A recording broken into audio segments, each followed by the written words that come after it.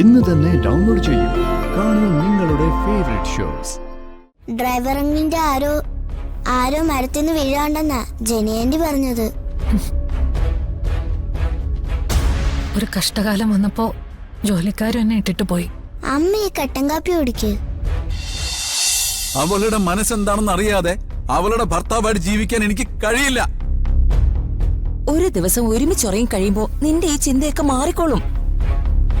എടി, നിന്നെ പോലുള്ള മൃഗങ്ങൾക്ക് അതൊക്കെ വളരെ ഈസിയായ കാര്യമായിരിക്കും. പക്ഷേ മനസ്സെന്നൊരു സാധനം ഉള്ളിലുള്ള സാധാരണ മനുഷ്യർക്കത് പറ്റില്ല. എന്റെ ഇസബല്ലയുടെ കല്യാണ സാരി ഉടുപ്പിച്ച് അവളെ എന്റെ മുന്നിൽ കൊണ്ട് നിർത്തിയ ഞാൻ ഇവളെയാണ് ഓർക്കുന്നത് അതോ ഇസബല്ലയാണ് ഓർക്കുന്നത്? എനിക്കൊരു മനസ്സുണ്ട്, അത് നിങ്ങളൊന്ന് മനസ്സിലാക്കണം.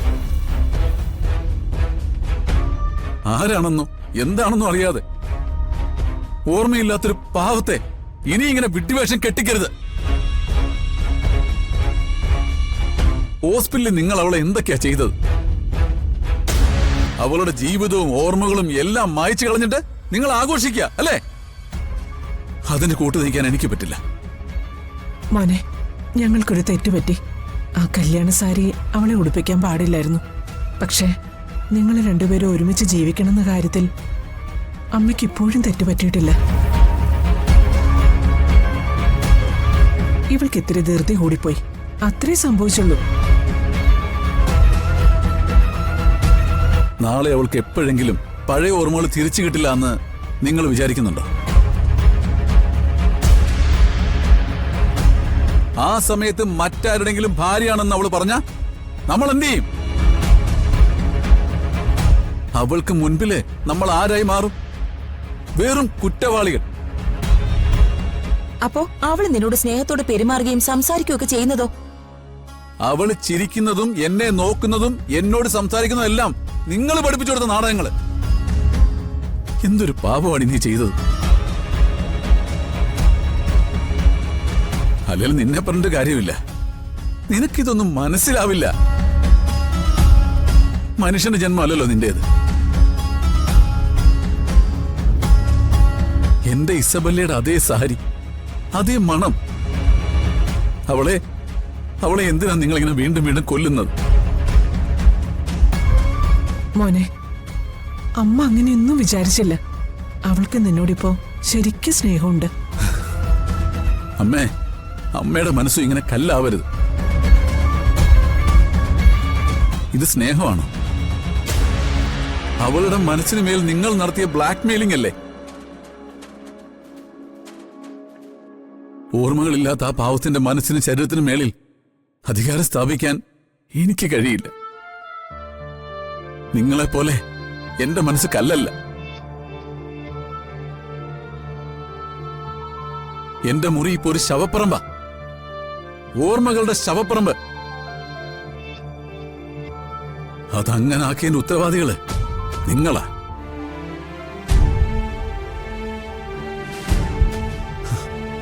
ആ മുറി കയറാൻ പോലും എനിക്കിപ്പോ പേടിയാ.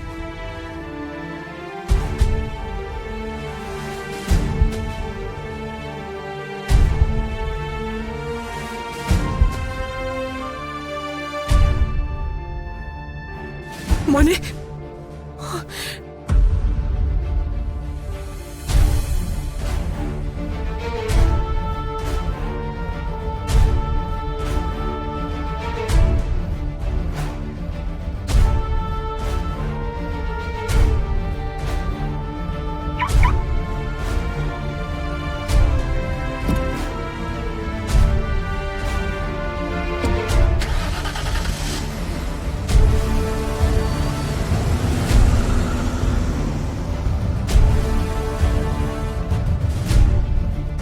എന്താ ഇവന്റെ പ്രശ്നമെന്ന് എനിക്ക് മനസ്സിലാകുന്നില്ല. നമ്മുടെ ഭാഗത്തും തെറ്റുണ്ട്. അവന്റെ മനസ്സുകൂടി നമ്മൾ മനസ്സിലാക്കണമായിരുന്നു. അവളുടെ മനസ്സിനെ നമ്മുടെ വഴിക്ക് കൊണ്ടുവന്നപ്പോ അവന്റെ കാര്യം നമ്മൾ ഓർത്തില്ല. അവൻ പറഞ്ഞത് സത്യം തന്നെയല്ലേ? ആ സാരി കാണുമ്പോ അവനെ ആരെ ഓർമ്മ വരിക? നമ്മൾ അത് മറന്നുപോയി. ഇങ്ങനെ ഓരോരുത്തരുടെയും മനസ്സ് മനസ്സിലാക്കി വരുമ്പോഴേക്കും മൂത്ത് നരയ്ക്കും. കത്തുന്ന പൊരയുന്ന തന്നെ വേണോ നിനക്ക് കഴുക്കോൽ ഊരിയെടുക്കാൻ? ഒരിക്കൽ നിന്നെ കെട്ടിച്ചു വിട്ടതല്ലേ? നിന്നോട് ആര് പറഞ്ഞു ഇവിടെ വന്ന് മൂത്ത് നരയ്ക്കാൻ? എന്നോട് ചോദിച്ചിട്ടാണോ നിങ്ങൾ എന്നെ കെട്ടിച്ചു വിട്ടത്? നിങ്ങളുടെ ഇഷ്ടത്തിന് നിങ്ങൾക്ക് ഇഷ്ടപ്പെട്ട ഒരാളുടെ കൂടെ എന്നെ കെട്ടിച്ചു വിട്ടു. അയാൾക്കേ ഞാൻ മാത്രം പോരാ, അയാളുടെ അവിഹിതത്തിന് ഞാൻ കൂട്ടു നിൽക്കുകയും വേണം. അതുകൊണ്ടാ കരണക്കുറ്റിക്കൊന്ന് പൊട്ടിച്ചിട്ട് ഞാൻ ഇറങ്ങി പോന്നത്. ഓഹോ, നീ ഇത്രയ്ക്ക് വലിയ ധീരവനിതയായിരുന്നോ? പക്ഷേ അവൻ അങ്ങനെയല്ലല്ലോ പറഞ്ഞത്.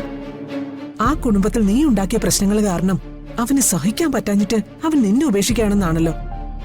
ഏതെങ്കിലും ആണുങ്ങള് ഇന്ന് വരെ സ്വന്തം തെറ്റി ഏറ്റു പറഞ്ഞിട്ടുണ്ടോ? പറയാത്തത് കുറച്ച് ഇനിയും എന്റെ മനസ്സിൽ ബാക്കിയുണ്ട്. അതുകൂടി പറഞ്ഞാലേ അമ്മ ബോധം കെട്ടി വീഴും. അന്നേ ആ രാജീവേട്ടനെ കല്യാണം കഴിച്ചാൽ മതിയായിരുന്നു. അന്നവന് പണവും പ്രതാപവും ഇല്ലാഞ്ഞിട്ട് അവനെ ഒഴിവാക്കിയത് നീ തന്നെയല്ലേ? രാജീവേട്ടനെ നിങ്ങൾക്കും ഇഷ്ടമല്ലായിരുന്നല്ലോ. ദേ, ഒരു കാര്യം ഞാൻ പറയാം. ഇനിയും ഇങ്ങനെ മുടന്ത ന്യായങ്ങൾ പറഞ്ഞ് എന്റെ രാജീവേട്ടന്റെ കാര്യം വച്ച് താമസിപ്പിക്കാൻ പറ്റില്ല.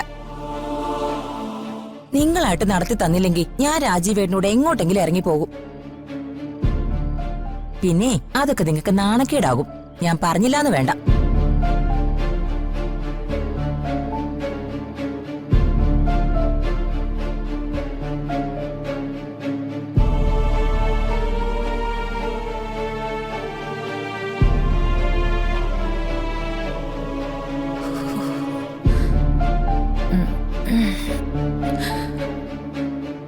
ജെനി, ജെനി,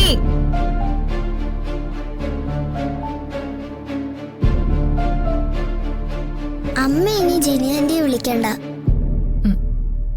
അമ്മയ്ക്ക് ആശുപത്രി പോയേ പറ്റൂ. ദേഹം മുഴുവൻ വേദനയാ. ആശുപത്രിയില് അമ്മയെ ഞാൻ കൊണ്ടുപോവാ. എന്റെ അമ്മേ, ഇവിടെ ഇപ്പൊ അമ്മയും ഞാൻ മാത്രമേ ഉള്ളൂ. അവരൊക്കെ എവിടെ പോയി? അവരൊക്കെ എപ്പോഴേ സ്ഥലം വിട്ടു. അവരൊക്കെ പോയെന്നോ? ജെനി ആന്റിയുടെ അച്ഛൻ മരത്തിന്ന് വീണു. ഡ്രൈവർ അങ്കിളിന്റെ ആരോ മരത്തിന്ന് വീഴാണ്ടെന്നാ ജെനി ആന്റി പറഞ്ഞത്. ഒരു കഷ്ടകാലം വന്നപ്പോ ജോലിക്കാരും എന്നെ ഇട്ടിട്ട് പോയി. അമ്മ ഈ കട്ടൻ കാപ്പി കുടിക്ക്.